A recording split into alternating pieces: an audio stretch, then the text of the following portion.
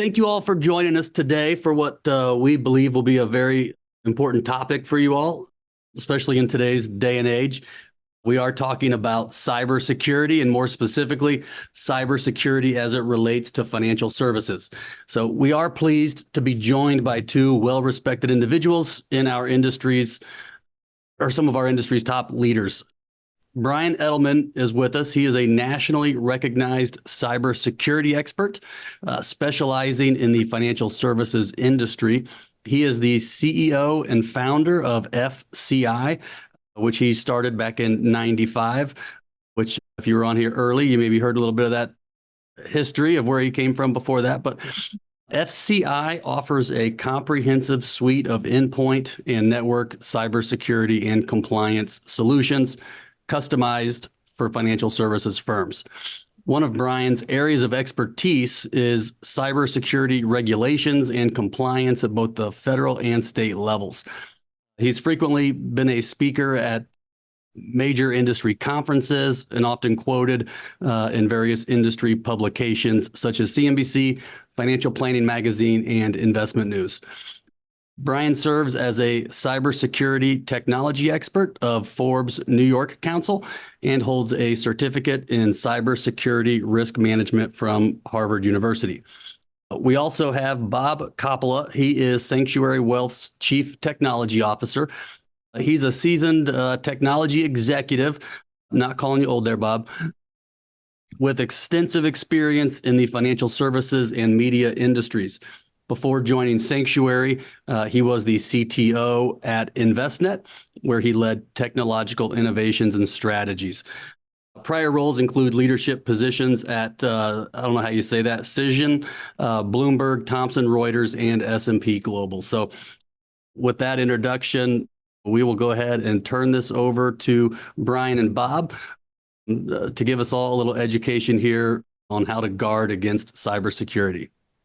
Excellent. Thank you very much, Chad. What I'd like to do is just give you a little bit of an overview of the agenda before we get started. We're going to talk about the evolution of cyber threats and regulations. We're going to give you an overview of 4 breaches that are fairly, unfortunately, common these days. We're going to talk about what Sanctuary is doing to help protect your data specifically. And then lastly, what I think, or what we hope you will get the most value out of, is what you can do to help protect yourself. And as we get into the discussion here today, we're going to talk a little bit about how cybersecurity is actually a team sport. And obviously, you guys are part of that team as well. Like I said, we'll give you some ideas and insights in terms of what you can do to help protect yourself, not just in the context of what you do with M&K and Sanctuary, but just in terms of your general lives. That being said, what I'd like to do now is hand it over to Brian to take us through a little bit of the history, the background, and how the world is evolving from a cyber standpoint. Thank you. Certainly the history, my history in cybersecurity goes back all the way to '95. People might say, well, what was cybersecurity? What were you doing back then and why? If you remember back in those days, they had things like NIMDA and all these other viruses. People would go onto the internet. The internet was brand new. And really, back in those days, cyber was really more of a disruptor. Today, that's changed considerably and changes so quick. So we're going to take a look at that. Imagine the global cost of cybercrime today is $10.5 trillion. Now that's up from 2020, $1 trillion. And the fact of the matter is that growth period represents a time where people were starting to understand what we had to do. And we're going to share some of that with you today. We don't see that growth happening because, like Sanctuary and certainly financial services being a leading indicator, leading the charge on what we can do. And there's a reason for that. And that's typically financial advisors work with people with money. And that's kind of a qualification. You have to have money in order to be able to manage it. And that's really what the bad actors are after. So when we look at what they're working on, they're trying to figure out how to steal money. They do it in a couple different ways. One of the ways is something called ransomware. That's where if you don't have, and if you have a insecurity within your systems, they go in, they put a little program on your computer and it starts to encrypt all of your files. And if you don't have backups, especially this can happen at home, this more importantly, devastating in some of corporate America, where you hear about the hospitals and all those things that take place, the disruption that takes place, the money that's spent, because now you have to turn around and hope that you could pay somebody to get the money to get the files back that you need. Certainly there's a lot of money being spent there. The majority of emails today, and this is going to change considerably, and we're going to talk a little bit about that change, but the majority of the emails today are really coming from a phishing email or a phishing text. And we're going to talk a little bit about that, and you'll see how the bad actors use emotions, and you'll also see how it just takes that one click. And we're going to today talk about how do we think about those clicks, what should we click on, what should we look for? But it really only takes a click, and all of a sudden we go from life is great to an absolute, it's a horror show. So if anybody's experienced a breach personally or professionally, they'll certainly know that today having a breach isn't like it was 5 years ago, where you could have kind of swept it under the rug a little. Today that doesn't happen, and for a lot of reasons. The financial services area has experienced significant growth in the amount of attacks. If you look, 138 major attacks. Now, these are what they would call data compromises. There's a lot of different things happening out there, a lot of different compromises. We're seeing a significant growth in some of the other types of things, because people might say, well, my data's out there, so why should I be worried? We're going to talk a little bit about why you should be worried, and again, what you can do. The U.S. cyber premiums in 2022, it went up 50%. I'm going to say, and I didn't see the stats on what it looks like in 2025. I know what our clients and what people are presenting to us as far as the cost of insurance. Now, granted, cyber insurance was a newer type of insurance, and when it came out, people didn't really know where to price it. So there's an element of that. But there's an element that says that people, and when I say a lot of the firms that are out there, they haven't implemented all of the tools and things that we need to talk about, the program of, that they need to put in place in order to keep their organization safe. So we're seeing two things from the cyber insurance companies. One, or actually three. One is we're seeing an increase in premium. But we're also, if you look at the application for insurance, it's also much more comprehensive. They're asking a lot of questions. Questions that today we're going to talk about that we put in place at Sanctuary, types of questions that we're going to recommend that you put some of them in place in your own personal lives.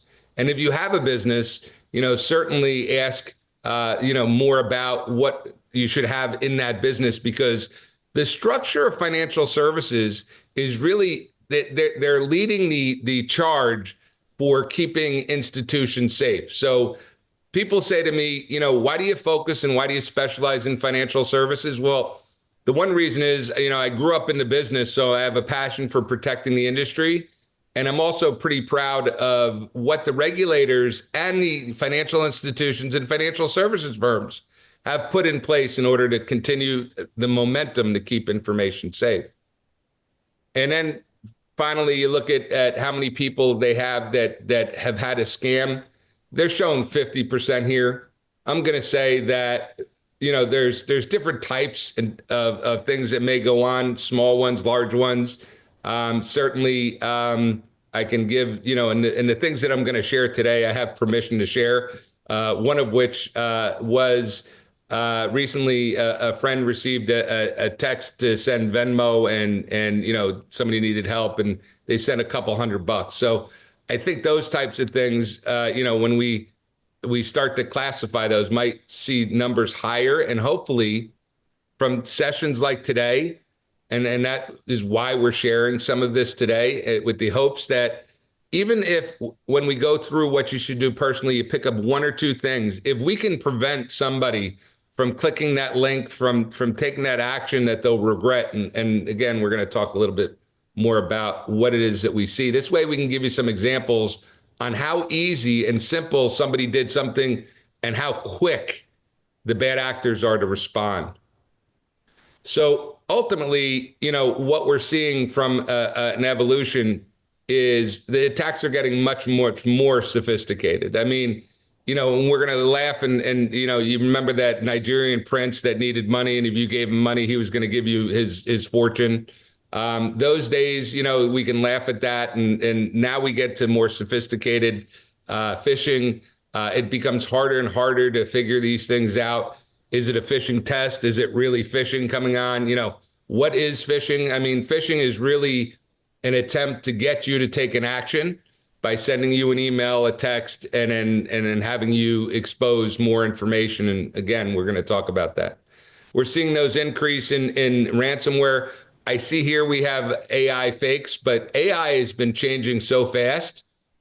And the fact is that AI is so powerful that as the bad actors are using AI to attack our clients, we're using AI to protect our clients. So we have AI employed at Sanctuary, and we can talk a little bit about that. But the AI is a term you're going to hear over and over again. Again, how powerful it is, whether it's note taking or even asking it to create a ransomware application for you. Not suggesting you should do that, but just know that it can turn around. It's pretty smart. So we're using that on the good side. The bad actors are using it on the bad side. The third party and supply chain risk, we're seeing a lot of attacks in that area. That's why the industry has said you really have to look at the systems that you use. And yes, always look for best of breed applications, and that makes it harder for newer entrepreneurs to come up. But the reality is, it's something you want to observe and ask questions about and really know what they're doing. And then the insider threat issue, what is it that you can do internally? Is somebody internal? I will tell you that, we do a lot. We're required to do a lot every time we hire a new technician. But I'm so suspicious of everybody, especially if somebody sends me a resume. Why are you sending me a resume? Are you trying to get on our team? Are you trying to be able to do something inside? Really things, and when we think about cyber, I don't want everybody to be freaked out by it, but, you definitely have you want to be in the habit of trust but verify. And I think that's a good way of looking at it. You maybe even verify first, then trust later. I mean, whatever order it is, you have to assume some level of skepticism until you have evidence to the contrary. And we're going to talk a little bit about evidence. These advancements in this evolution is because of those numbers. I mean, $10 trillion. I mean, you think about the money that's being generated worldwide, and you say to yourself, and I will tell you that I do think that the U.S. is the most equipped today. I think that and there was a time where we weren't. So, and not too long ago, and I don't even want to tell you who I'm giving credit for that. But if you research it, you're going to find that there was a team that said, we're going to put together the NIST team of people. They went to the biggest enterprises. They went to the smallest firms. They went to financial services, everywhere else. They got some of the brightest minds together, and they figured out, what are we going to do to make sure the U.S. Is very strong in the cybersecurity space. And I would venture to say, based on what I know and based on what we see, now there's a group in our government, and again, I don't mean to knock on the government, but this particular group is an amazing group. It's CISA. CISA is a group that, they're publishing things like multi-factor authentication, and it tells you why they're not all the same. They're publishing things around zero trust and trying to make it consumable.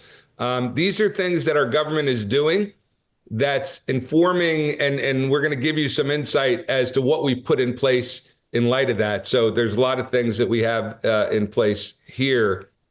The financial services sector has adopted these things. They watch it closely. They literally add new regulations all the time. And one of the key elements, and a lot of them, but one of the key elements, New York Department of Financial Services changed the idea of cybersecurity from an attestation. So in the old model, and this goes for cyber insurance too, you never want to say you're doing something that you're not doing. So they changed the name. That used to be called attestation. And you could have used an excuse like, I didn't know what multi-factor meant. You could have used an excuse like, I didn't know what a security assessment was. They don't care whether you know or don't know anymore. You're certifying. So when you certify to something, it's a change in the language, but it's also a change in the responsibility. So financial services has been really at the forefront of giving us the kind of the how-to guide to make sure that we're not in the area of firms being attacked. So we can focus on doing what a financial services firm loves to do, which is taking care of clients, of making sure that they're doing the best job for the clients. And the best way to do that is to make sure the clients still have money. So the investment in cyber is an important one. And like I said, it used to be very general. Literally, when I tell you the old rules said you have to keep your system safe. Today, they say things like, you have to assign somebody to be responsible for your cybersecurity, not a group, a person. And Bob, I know that you've taken on that responsibility, and it's been actually, you can make it fun. It's much more fun when you're proactive and you're identifying things and you have visibility and you're stopping the bad actors. Then you can smile.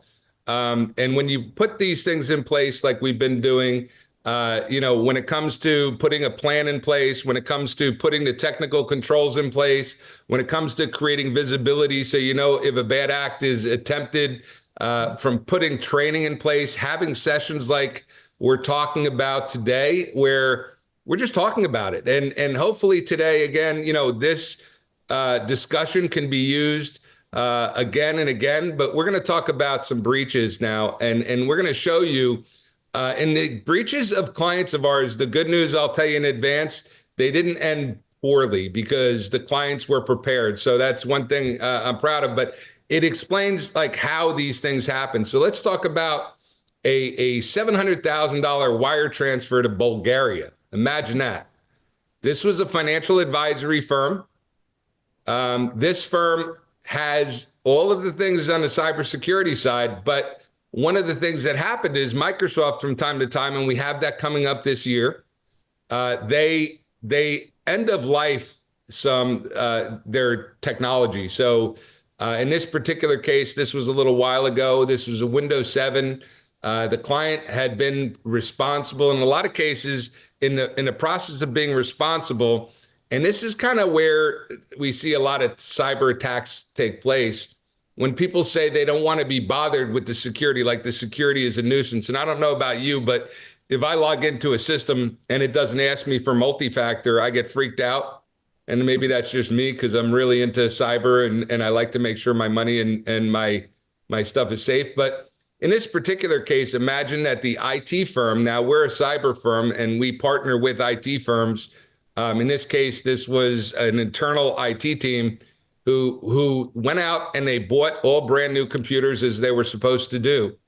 And in the process of putting in the new computers, they realized that multi-factor was making it difficult for them. So they literally were delivering computers without multi-factor on them. They turned multi-factor off in Office 365. Somebody Googled, how do I log into Office 365? This happened to be somebody who had access to the financial distribution capability. And everybody in different firms, there's different people that have different responsibilities. This just happened to be a person that had access to make these transfer or actually receive the money.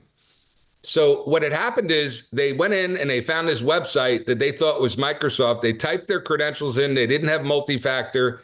Immediately, the bad actor created rules in the mailbox. And what was really amazing was in the past, this used to take them years to sit and watch over. So they used to talk about the time that somebody was compromised.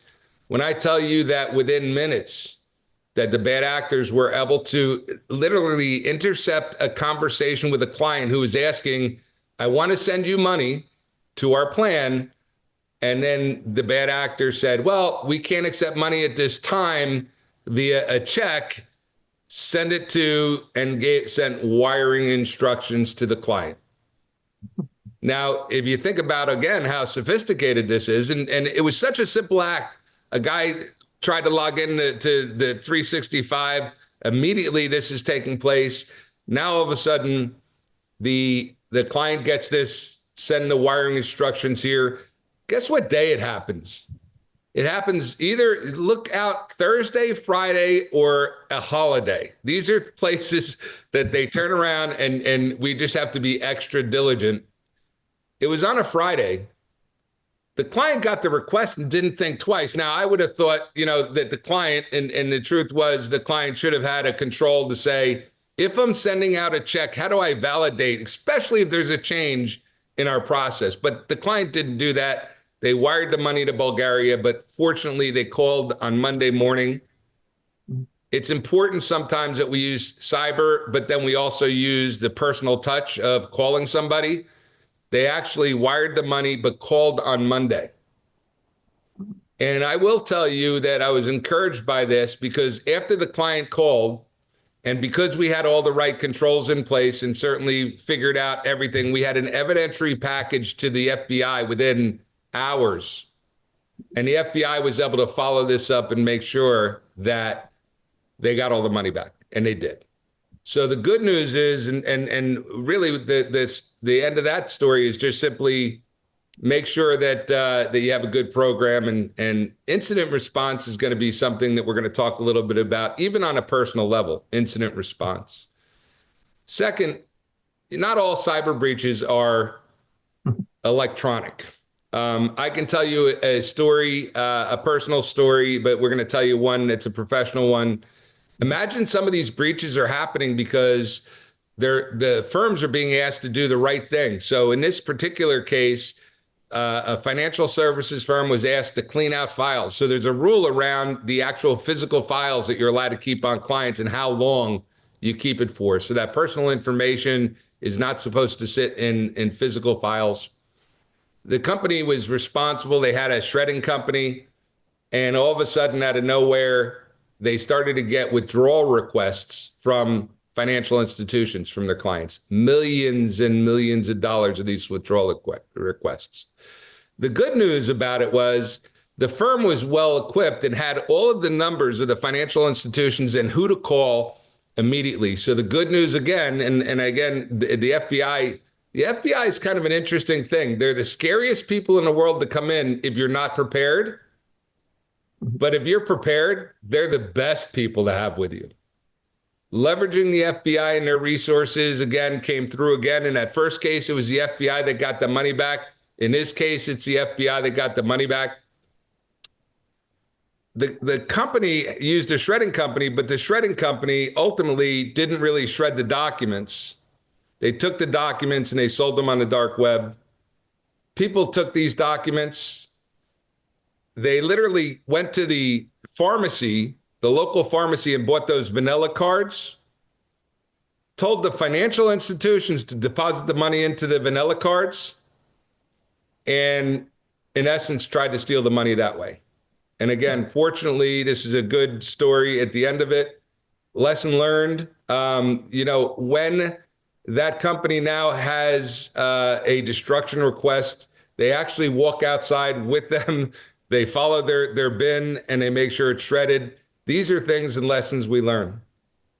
Now we have another thing where we have hackers using the private data to get the wire transfer. And this is, in this particular case, this is the third one. And this one was kind of interesting to us because even if you're not the one that has the breach, you can be treated like you are. So when at the end of the day, what happened here was a client of ours that we know was included in a carbon copy where a bad act took place. And imagine that there's this the group of people that have the rights to make these distributions. And in this case, it was a 401k administrator that was asked to send a check out. And what happened was the administrator originally was dealing, the compromised account was the administrator. Our client was the accountant in the mix. And then there was a client that was removed from the chain. So it's important when you see emails and requests and things like that, check the email address. It's an important thing, because what these bad actors do is they spoof an email address. What does that mean? They make a little change to it. So I'm B. Edelman at FCICyber.com. And what would happen if somebody put B. Edelman with an extra N at the end, or changing it to B.S. Edelman, which isn't my email address? It'll make it look like it's my email address. In fact, I can change the last part, and instead of FCI Cyber, I can add FCI Cyber I or Inc. or whatever it is. Point being that we just have to be diligent when there is a email and basically when we see an email chain. My most important thing to look for is if they're looking for money and there's a change to the request of money. In other words, can you send it to this account or that account? And it's going to be the first time you're doing it. It's always important to be diligent about that process. So now this is kind of an interesting one. And one of the things that takes place, the first couple were technical. This one is more emotional. So, and this actually happened to a friend of mine. Unfortunately, I was the first person that they presented this to. But a friend of mine asked me to go to breakfast. He wanted to talk to me about an investment opportunity. This is a friend of mine that's not in the investment business. This is a friend of mine that's in the construction business.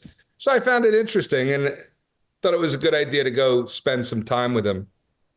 What he wanted emotionally was to do better than his financial advisor was doing. And I'm going to tell you that that is at the root cause of a lot of bad things that can take place, right? Financial advisors are there to do the best they can with your money. And if we think there's a way to do better, I'd be very suspect of it. So let's look at the next page and hear what happened. Our friend was very interested in making some money for his family. He went out and he took a mortgage on his house without telling his wife. And he had a big house, and it was a lot of money.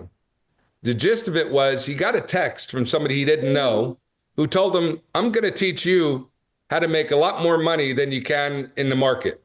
Okay, what do you mean? Well, we have a connection. It's going to show you how to hedge the crypto marketplace. So we know when the crypto marketplace is going to go up or down. We're going to tell you in advance, and somehow magically you're going to trade in the account. And we're even going to show you that it works. So here, click this link, download this application. It all looks real. And then place a trade, a free trade. Go ahead. And they do. And next thing you know, they did great.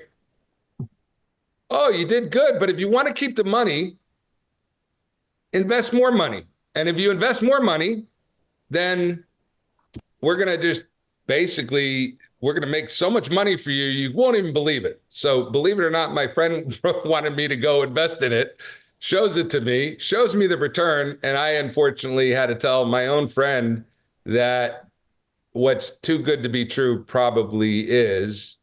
And ultimately, thank God, because he was going to go to his other friends and get them involved. And if he did that, I will tell you the emotions that took place and how difficult it was to have to tell him. But thank God I was the first one. And the reality is it ended up okay. He lost the money. He's never going to see that money again. And he had to go to his wife and explain why he took a mortgage on the house and everything else.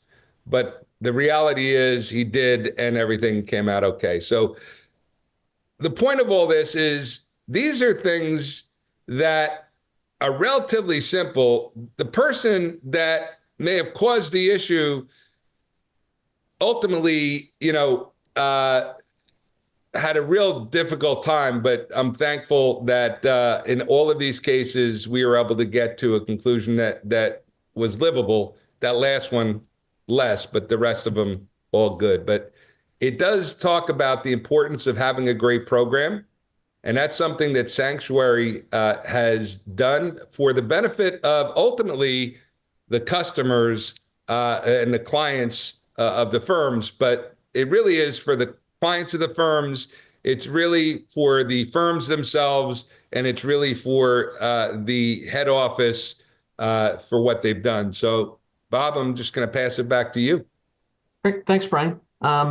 So earlier I mentioned the concept of cybersecurity being a team sport, and I think this is a great way to look at it. We look at it as it's a cultural movement as much as it is a corporate focus, and it includes the executive leadership team. Obviously, Brian talked about having a named individual being accountable for it and focused on it, primarily. Additionally, having dedicated resources and teams, leveraging external expertise, knowing that you can't know everything, right? And that's where, the partnership with FCI and Brian really comes in for us, in terms of being able to tap into a broader level of expertise. But more importantly, everyone in the company is part of the team, and we spend time not only talking about it. We actually have intentional trainings, periodic certifications that all of our employees and our partner firm team members go through. So some of that obviously is driven by some of the regulatory requirements that we all have in terms of the business that we're in. But it's also that focus so that every employee knows, hey, how do we do trainings. What does a phishing scam look like, right? That concept that Brian was talking about in terms of, hey, if someone is coming to you and it feels unusually urgent, that's one of the handful of signs that gives you an idea that, hey, this may be a phishing scam, right? Whenever somebody's coming to you saying this has to be done right away, or you're getting that email that says, hey, it's the IRS. If you don't get back to us tomorrow, we're going to freeze your assets. Well, the reality is we know they don't do that way, right? They would never send you an email and say you have until tomorrow or until tonight. But sometimes that gets lost because of the emotions, and that's what they're actually betting on. The other piece that I thought was really interesting from Brian is AI, right? It used to be, he made the joke about the prince that was, kind of looking for you to help them and then was going to give you, a lot of money in return. The reality is it used to be easy to see that because it was generally done from someone in another country, right? Because obviously they're out of jurisdiction, so it was harder for them to be tracked down by the authorities. But you could tell English wasn't their first language. Well, with AI now, guess what? They write those notes a lot better than they used to. It used to be, hey, if you see grammatical errors and spelling errors, it's probably a phishing scam. These days, they've gotten a lot better.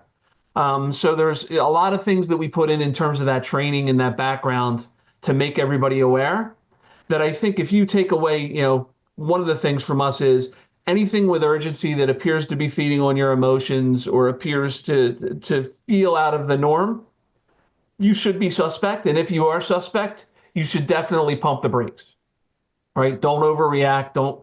Don't click on anything too quickly until you verify. And I think that concept of, it's no longer trust but verify. I like the idea of verify then trust, right? Particularly when it has to do with finances. But we talk about, a number of things we put in place, right? We have the senior leadership and governance, as we would call it. We have a terrific program around how we do risk management assessments. And that ties to, before we do business with any technology provider or service provider, we actually put them through a process where we go through and verify a number of things. They have to fill out a questionnaire.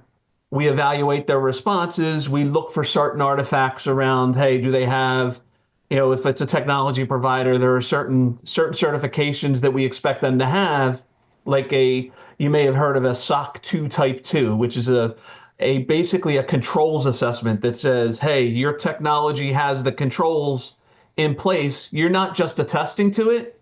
You've got an independent auditor who confirmed that those things are in place and that they're actually working, right? So we've got a fair amount of what I would call as process and systems in place to protect us. The other thing that we work, tirelessly on are constantly honing our information security policies in terms of what are you allowed to use, what do we provide, and educating our staff on, hey, what are you allowed to use your desktop or laptop for?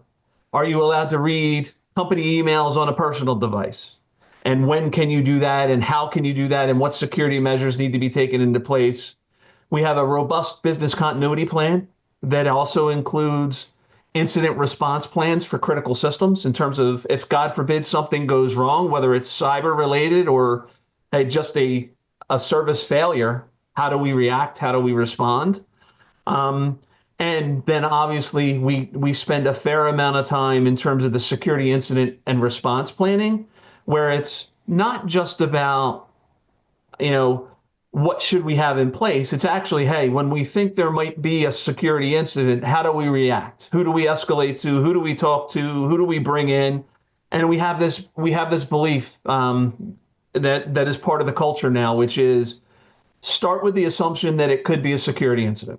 No matter what, if anything is behaving funny, we start with that assumption and we validate that it's not as part of one of our first investigations. And that gives us a lot more protection and comfort, right? Because you could be, in a compromise there, I don't know if you guys have seen this, but, when they talk about how do you know if you've been hacked, right? Oh, your phone runs a little slower than it used to. It behaves a little differently. It's quirky, those types of things. Well, those same types of things happen when, just a normal technology solution has a problem. But we look at them and start with, it's all hands at the pump. We assume the worst scenario. And then as we verify that it's not something, we release the experts. So our first response is bring in all the subject matter experts, get them all on a bridge, work together. Maybe we break out into teams. But then what we do is no one lets go until they're sure it's not them. And also until everyone is sure it's not them, right? So you don't have that, developers and engineers are prickly animals at times, right? So a lot of times they start with the assumption that it can't be me, right? I know how it works and it can't be me. So what we have is a rule around, hey, before you can leave, everybody has to be comfortable that you're leaving. So as we talk through this, there are 4 kind of areas that we focus on that give us a strong cyber platform. And that's the user, meaning who are you? Do we know who you are? How do we validate? That's the multi-factor, the identification type stuff. And also tied into that is how do we make sure that those critical systems are tightly controlled? And while you might have multiple credentials to get to them, because you don't want to use one credential for everything, we actually have a way to centrally disrupt your access. If, God forbid, we identify that you're an insider threat or you've been compromised, we can, with the touch of a button, basically sever your access to anything that's critical. And that gives us a lot of comfort because if we identify, hey, we have 24/7 by 365 monitoring with Brian and his team in terms of what we call a SOC, which is a security operations center that sits on top of a SIM, which is, think of it as a giant log file that has all of the telemetry funneling into it.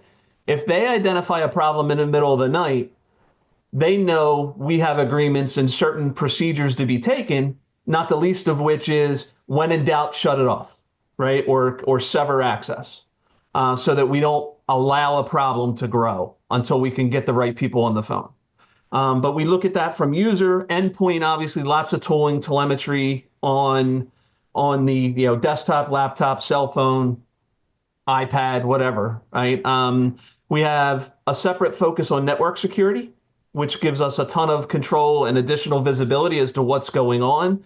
And then obviously when you talk about this day and age, everyone's using a SaaS app, right? Which is a software as a service, or Office 365 is software as a service. Well, there are certain methods, approaches, and strategies that you can take with those types of applications that give you additional security and comfort. And all of this together becomes, what we call is a managed cybersecurity platform that everything we do rides on top of. And then we talked a little bit about, the security and compliance in terms of the vendors, but the idea is in financial services, the regulators now are holding the various financial service companies accountable for knowing what their vendors are doing and actually managing their vendors the way the regulators want us to manage our business. So it's this flow down concept. And what we've done is we basically push that scrutiny and accountability down to guarantee a tighter coupling with our technology partners and service partners. And then also, there's a lot of tooling and telemetry and software services that we use in this space as well as the other spaces. So it's not just that we're looking at, hey, what's the activity going on a desktop or a laptop, and does any of it look suspect? And we're applying AI to say, hey, that's a different pattern than we would expect. We're also doing the same thing looking at our third parties. So we have, a service that we work with FCI very closely on, where we do the questionnaires and the validation and collection of data, where it's a pooled approach, where it's not just us and FCI, it's actually hundreds of financial service companies pulling together, requiring that all of these vendors fill out the same questionnaire so that we're all on the same page and we've got the scrutiny of everybody looking at it, not just us. And we have other scorecarding and penetration testing services that we deploy on our critical vendors that basically on a daily, weekly, monthly, and annual basis give us a view of, hey, has this vendor's posture changed in any way that I should be worried? So as an example, they're periodically being kind of tested from the outside in. And if all of a sudden they go from the score of an A to the score of a C, I get an alert, and then we can have a conversation with the vendor to say, hey, what's going on? We noticed this happened and that happened. And I can actually show up not only with, hey, you went from an A to a C according to this independent validation service that we use, but I can even give them the specifics of what drove that change in their grade. To say, hey, we noticed that you apparently have these potential, security vulnerabilities have been identified. Can you help me understand? Do you have mitigating controls, or is there something going on that I should be aware of? Can you make me comfortable that it's not a problem? So it's an interesting space for us to be in, and we spend a lot of time on this and a lot of investment. And the reality is, part of the rationale behind this is there are plenty of white papers out there that say that it's 10 times more expensive to deal with a problem after the fact than it is to plan for a problem or eliminate a problem up front. So we do what we call security by design.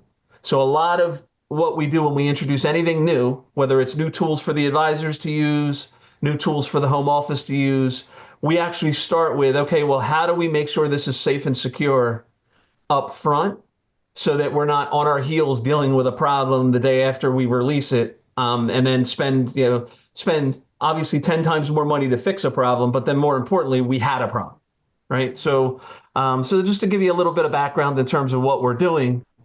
And now I think, Brian, if you don't mind, I'll hand it back to you to talk about what the folks on the call can do to kind of protect themselves.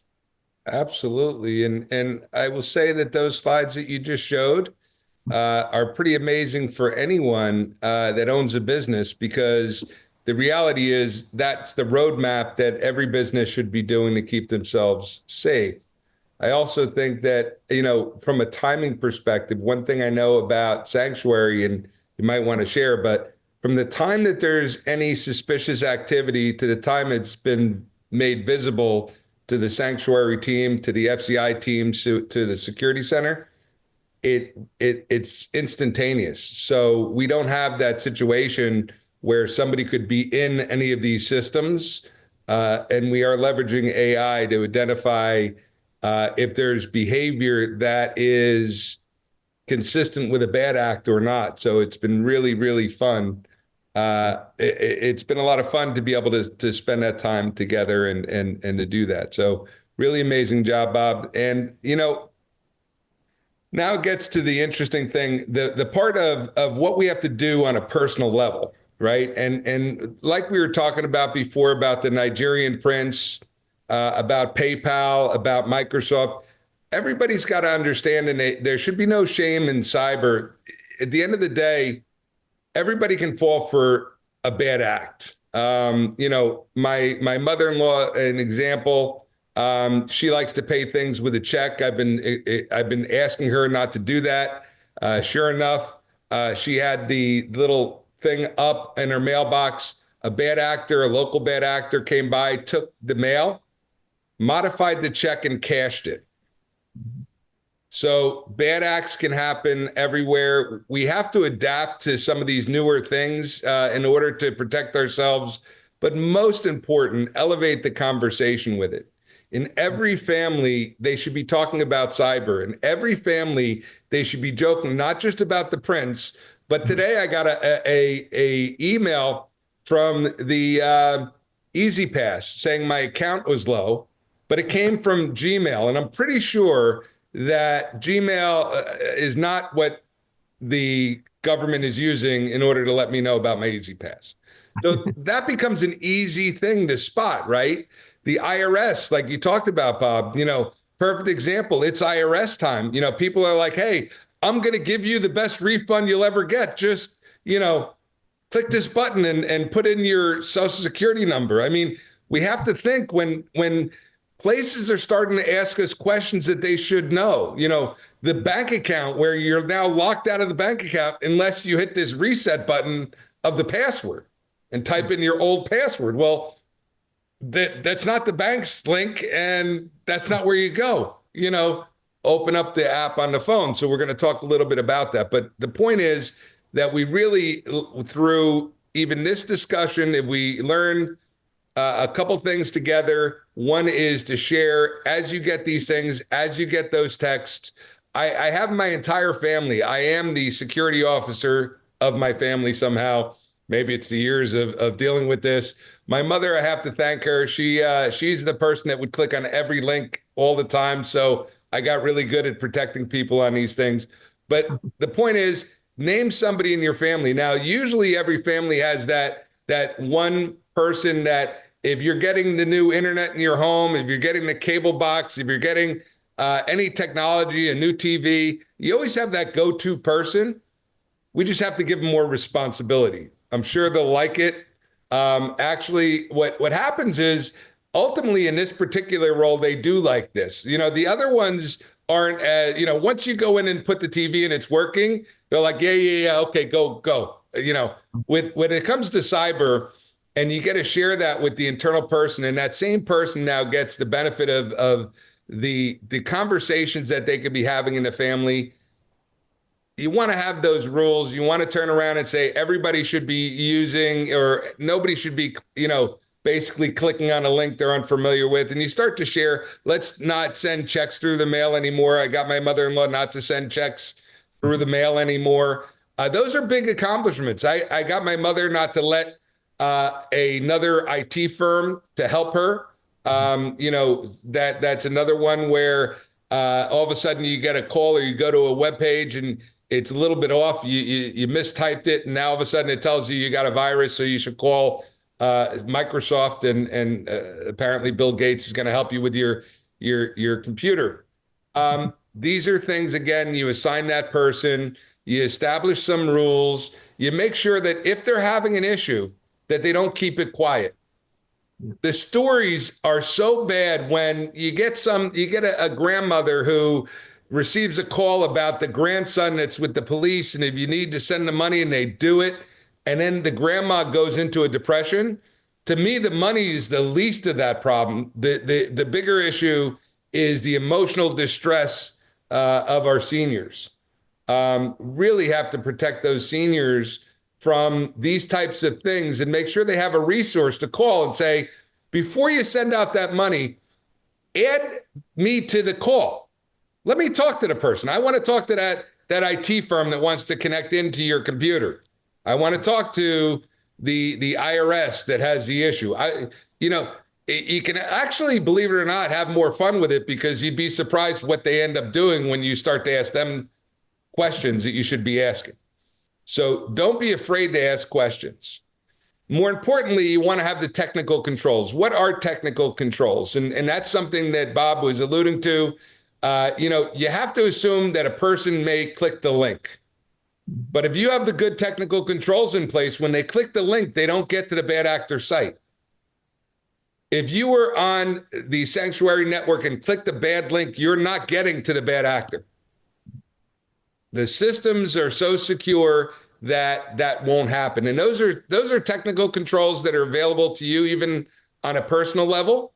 And we'll talk a little bit about, and I'll even mention some names. I will name some names of things that I use. I'm not going to make any recommendations. I'm similar to financial advice. The past is no indication of the future, but if we start to think about those technical controls, we think about multi-factor authentication, right?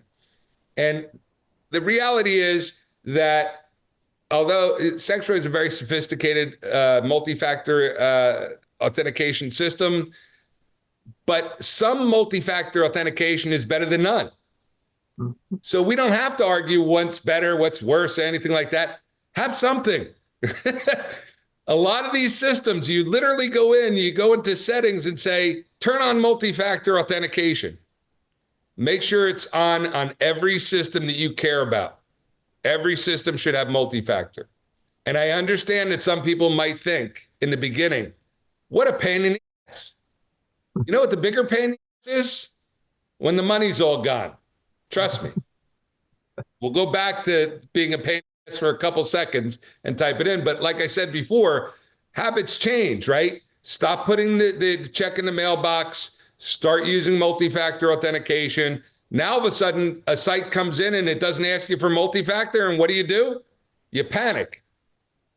I have to tell you, I literally call up the multi-factor authentication company. I did that this morning, because something didn't happen right. And to me, I was bothered more that I wasn't bothered.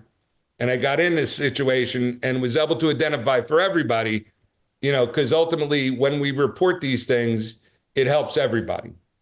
Second, think about not having so many computers that you use.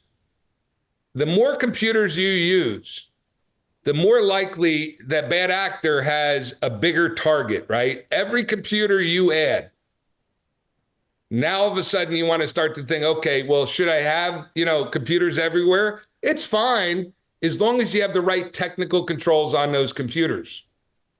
Endpoint protection, something like Norton antivirus. And I told you I was going to name a name. I don't personally use Norton, but as a person that it's a best of breed application, you want to use systems that, you can ask for, the people that you know and trust that are going to tell you about what they're using. Ask people what they're using. Talk to your peers. Microsoft alone is not the best endpoint protection. These endpoint protection companies, especially for retail, have a lot of extra features. They'll protect against network. They'll protect against all sorts of things. They even tie it into giving you an insurance policy against any cyber losses. So great stuff. Think about it as technical controls. Think about the same thing with firewalls, VPNs, hotspots. When you're connecting to an insecure network, you're giving somebody the ability to do whatever they want. So just know that if I go to Starbucks and I don't have additional protection, every one of Sanctuary's machines has a protection. They can go to any network anywhere, and that network doesn't even know they're on it. The user, the administrators of those networks can't change the website. Realize that if I connect to an insecure network, they can change where chase.com is, and I could think I'm logging into Chase, but I'm logging into one of these phishing sites. So it becomes important. Make sure that you know the networks. When in doubt, your phone is a really great cyber tool. It's probably one of the best cyber tools ever invented. There's a little thing called hotspot there. They don't even charge you anymore. In the old days, they used to charge as we were on those things. They don't charge. Learn how to use it. Very important. But definitely when it comes down to it, think about these various things. Think about password managers, but make sure you have a best of breed password manager that has that security that you would expect. If you log into your password manager and you don't need a multi-factor, I'm telling you right now, that passwords being critical systems, you need to make sure you protect those passwords, make sure multi-factor's on there. And this is kind of an interesting one. Did you know that when you install the financial services app on your computer, that you're leveraging the cybersecurity teams of those companies? If I use Citibank's app, if I use Chase's app, if I use Bank of America, whatever bank you can think of, and I put that app on the phone, people ask me, when it comes time and you put an app on the phone, it always asks you, do you want to let you know where you are? I give you guys a very important piece of advice. Again, in a family session, go into your phone and look at notification, look at who location services, see what apps can see where you are, and make sure where your money is, that they know where you are at all times. Why? Because all of a sudden, they know you're in New Jersey, but somebody's taking money out from some other place. Now, all of a sudden, flag it. You're not responsible for it. The cyber team's on it. The bad actor doesn't get any money. They move on to the next guy who doesn't have that. Cyber professionals steal money from people who allow them to steal money. That's where they're getting $10 trillion. We got to all, when we go through this process and share these types of things with each other, when a family can take and have these discussions, when the financial advisor firm holds a webinar to say, hey, these are important things, and we want you to stay an important client, and if you lose all your money, we're going to have to terminate you. No, I could say that, but they won't. They'll try to help you. The point being is, it's better to do these things proactively. It's good for the family. It takes something negative and turns it positive. It gives cyber confidence to especially the older generation that needs that help. I mean, I can't stress enough how we need to make sure that older generation, they're very gullible. No, not all of them. I'm getting old myself, so I don't want to, say anything about that. But my point is, it really needs to be there. And then if I were to say the two things you want on there, if you don't have it already, download a credit monitoring app, one that you pay for, one that locks. Lock your credit. Lock it. For $20 a month or whatever it is. And again, I'm not in that business to sell it, but you lock your credit. Why?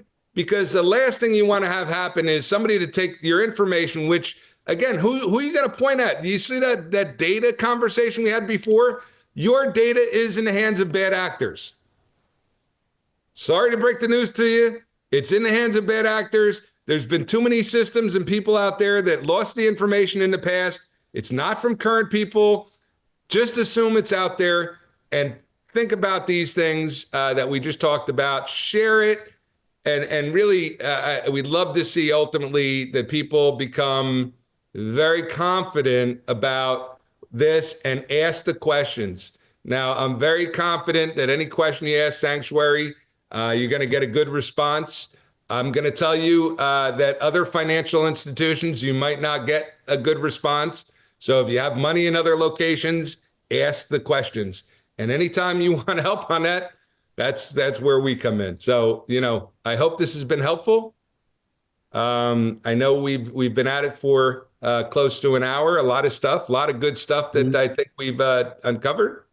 And I'm going to leave it and hand it back to Bob or the team for any additional questions you may have. Yeah, I would just say real quick, if anybody does have any questions, there's a Q&A button down there at the bottom. Feel free to type those in. We'll look at that and see if there's anything out there.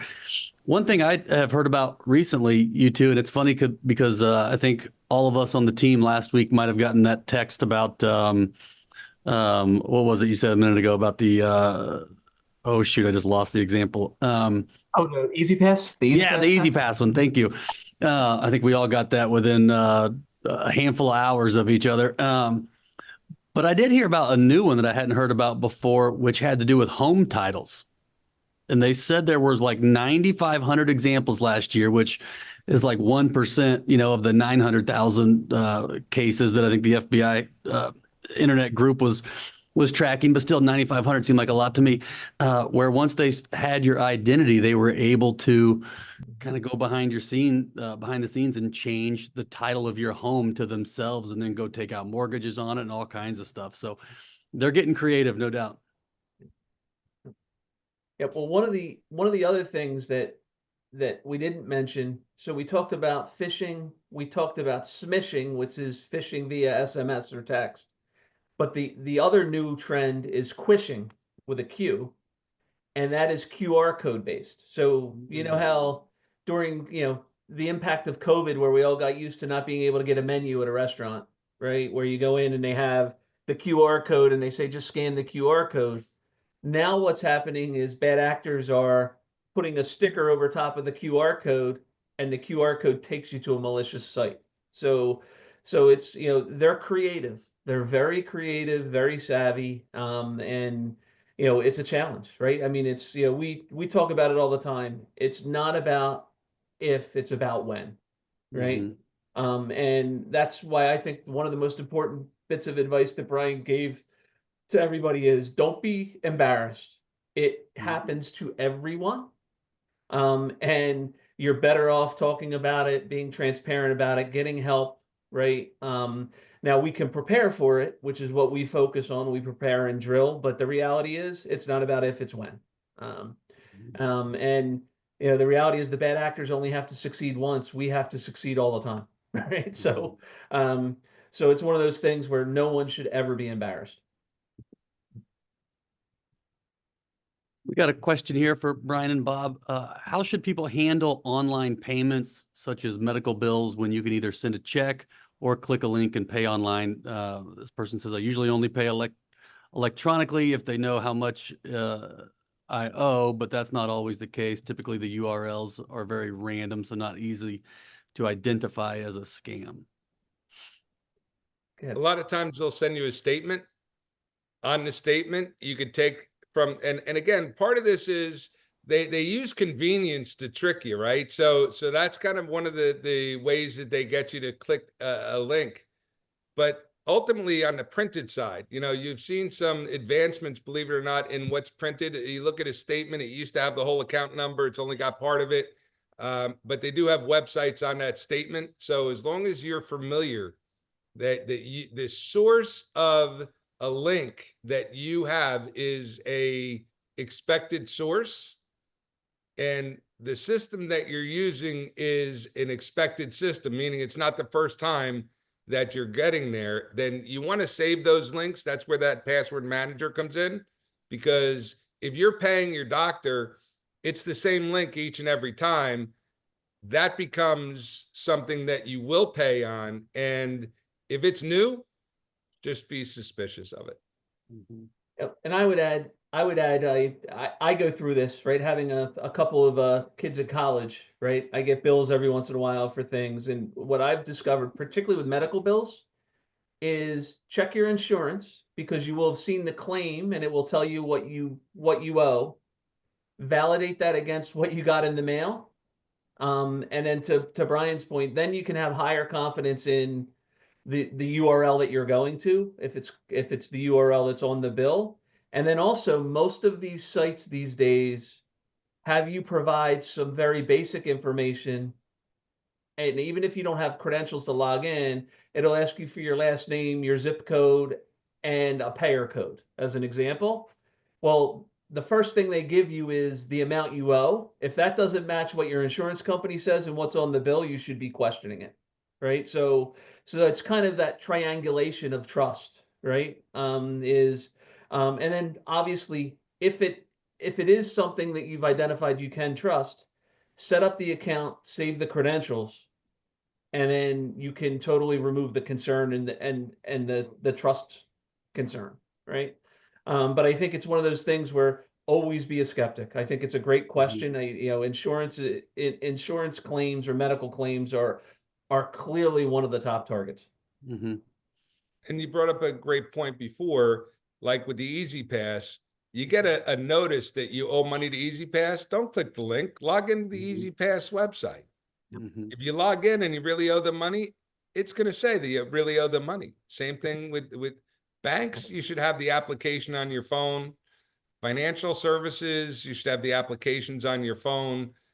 These are things that help, but when it comes down to those one-offs, like maybe a payment to a doctor that you may not go to all the time, whatever it is, I think we want to make sure validate it, or call the doctor's office. They'll take the credit card over the phone. What do you guys think about PayPal, Zelle, other kind of payment systems versus paying by credit card or check? So, well, I'll go first. Brian, you feel free to jump in. I am comfortable with them, but I wasn't in the beginning. So, I would say that, the reality is those services give you the ability to not have to use your actual credit card number, right? Which is another, high value target for bad actors. So there is value in them, but be careful, particularly if it's the first time you're using them. Now, a lot of them are already integrated into your bank websites, right? Where it's part of what your bank offers. So those are well validated, highly vetted. The banks are basically have your back in terms of if they're offering that service, they're validating it. But there is a place for those, right? And I think Brian's example of, the risk of a bad actor getting a hold of a physical.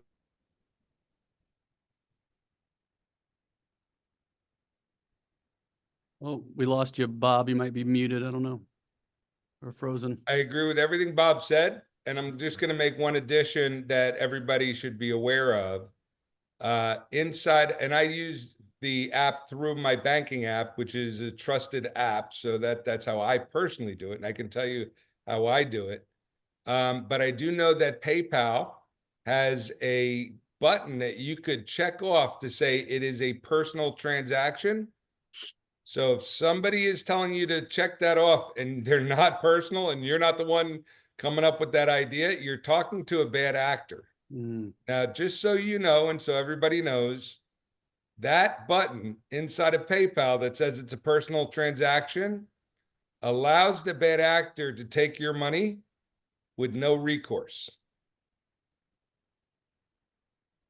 There's no reason to do that. So that's the kind of stuff that I'd like families to share with each other and make sure they don't hit that button to say this is a personal transaction. I've also noticed that with Apple Pay on my phone, say you're, on Amazon or Walmart or somewhere's website buying something and you pay with Apple Pay, the company doesn't get your credit card, I believe. Is that accurate? They kind of don't pass the info along. So you're not really giving that credit card number out to everybody, which feels good. Accurate. Proximity payments are very good. There's Bob. Proximity payments are very good. Bob, I was telling him that within the PayPal app, there's a little checkbox that changes the transaction to a personal transaction. And if they're ever instructed to do that, they're probably talking to a bad actor, because no one else would ask you to do that. What that button specifically does is gives them the right to take your money without PayPal having any recourse. If you don't check that box, PayPal will give you the money back and go after the bad actor. That's great. Is there any way to really check if your system has been breached? Say you've got a Mac is the question here, but could probably go with anything. But, everybody's probably sitting here curious right now, wondering, gosh, I wonder if we've been compromised. Is there any good way that people could lean on for that?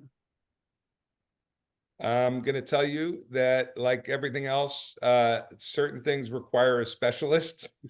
And there's a good chance that if you have a computer that's not protected, the best way to know if you have a compromised computer on a personal level is what I was saying before.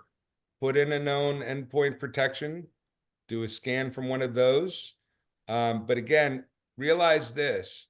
And this gets to be the scary part. And this is why I said sometimes you need an expert. bad actors are using good software to do bad Mhm. acts. So it's not that you can rely only on the endpoint protection, but be careful who you let into your computer, what they install on your computer. When in doubt, both Windows and Mac have the ability to reset the computer to factory. So when you do that, any running application is then no longer there. So the fact that they have that capability, I think, is something that's underutilized. People will go buy a new computer before they hit the recovery side because their computer's slow. There are indicators of compromise, things like the computer being slow might be one. Observationally, you can, check what's installed on your computer to make sure are all things that you know and you installed. There's different methodologies, but ultimately, this is where over time, if you have what we talked about, somebody in your family or in the company that's been assigned that role, over time, they become very familiar with what should be installed versus what might be a bad act. How comfortable are you all storing your data in the cloud or like iCloud or something? So on a personal level, I have all of my personal information is intentionally stored in the cloud as opposed to on my PC for the reason that Brian just described. Mm-hmm. I'm much more comfortable with periodically doing a factory reset to get everything back and make sure there's nothing in there that I was unaware of. Um, and that's with as controlling as I can be in terms of, you can imagine what I'm like in terms of an end user, right, of technology. I'm very cautious to begin with. But, you know, 20 years ago when cloud really started, right, there were lots of concerns that, hey, cloud isn't as secure as the old school tech that was well exercised. It's actually, in my opinion, the reverse these days. Cloud is really more secure, now provided you're careful and you're not clicking on a bad URL for your cloud storage provider, right? But in terms of being able to have stuff in, Office 365 with multi-factor enabled and so on, it's very secure and they provide some protections. Now, I will be very honest, right? M365 and other SaaS cloud providers also tell you should have a backup solution, and you can buy backup solutions that are SaaS solutions as well. So when I look at Sanctuary, we use cloud storage by default. It's our standard. It's actually what our policies say you're supposed to use. But those cloud storage solutions that we have vetted also have SaaS based backups to guarantee that no data gets lost. They protect against things like ransomware and so on. But I would say that if you're, this day and age, cloud is a place that I'd be very comfortable as an individual consumer. And I agree with Bob. And one thing he didn't mention, but I know he appreciates, when you're dealing with cloud is a newer technology. That means a bad actor has to identify themselves, and there are logs associated that are being watched. As I said, Sanctuary has some very advanced logging systems that watch over everything. And that's why I would say in their case, we're not only are we consistently hardening the software because the software vendors come out with new ways of making it more secure, but they don't tell anybody. So we're constantly looking for and reading up on how to better secure it. But the fact of the matter is the old technology, and I happen to agree, originally when the cloud first came out, it was nowhere near as secure as a local server was. Today, if you're a local server with all your files and everything on it, if a bad actor got into your local systems, you probably don't even know. Probably don't even know. Whereas in the cloud systems, we know right away. We know that they connected in through a different country, so we can tell they logged in at a different country. We can tell that it's not the usual IP address that you log in from. We can tell there's a world of information that we can tell. We can tell that there's a difference in your behavior. we could tell if a rule is created and all of a sudden you don't normally create rules. These are indicators of compromise, and those are things that, because in the cloud we can see it real time, ultimately make it more secure. That's great. Do you all use password managers? I know you kind of had that in there at the beginning, which there was a question about that, which people don't understand that terminology. You probably know how Apple or something tries to always give you a real long password, maybe. That's really what that is, somebody else to keep track of. Very hard to think up, not words, but just random letters and codes. I mean, are those a must in your guys' eyes? To learn password management is so critical because there's a real risk right now. People go on other people's computers. They log into, for example, their bank. They don't realize that the browser is going to store the password, and it stores it, and the bad actors get it from the stored password. So a password manager does two things. One, it allows you to have that extra layer of security like we talked about. So a password manager, a best of breed password manager, should have all of those controls to multi-factor, have logs that you could tell who's logged in. If somebody logs in from a different computer, you'll get a note that says somebody's logging in from a different computer, a different location. Those are all good signs that'll help protect those passwords. And I really think it's a disservice from Microsoft and Google. I do think that ultimately there's going to be a class action lawsuit against them around the risks that they present when you use somebody else's computer or log in and store passwords you don't realize that go to, again, could be somebody else's logged into. If I'm logged into your Chrome, if I go into your Chrome and I check my Gmail, and then you go into your bank, I have your password. So we just have to be careful.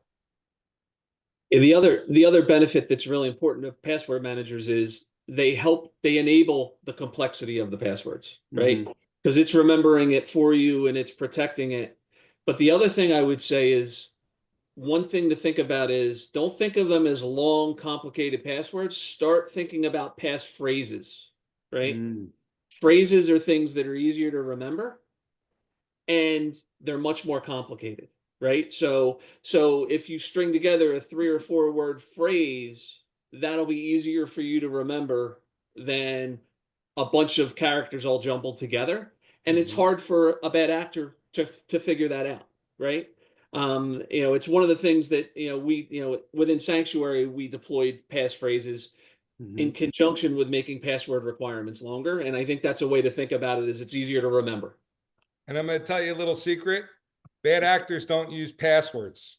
So, they're bad actors. The whole point of a bad actor, they know how to hack in and not have passwords. So passwords have become something where we recommend something called a password prefix. Yeah. What that simply is it's the name of the site that you're logging into to start the password of logging into that site. So if I'm logging into Amazon, type Amazon before your password.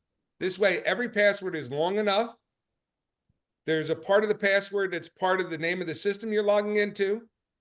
And there's also a part that only you know. So that short password that you've been putting exclamation points on the end, you can stop doing the exclamation points and start doing the prefix. And the reason for the prefix, if Amazon has a breach, I'm going to know right away, because we watch over the dark web.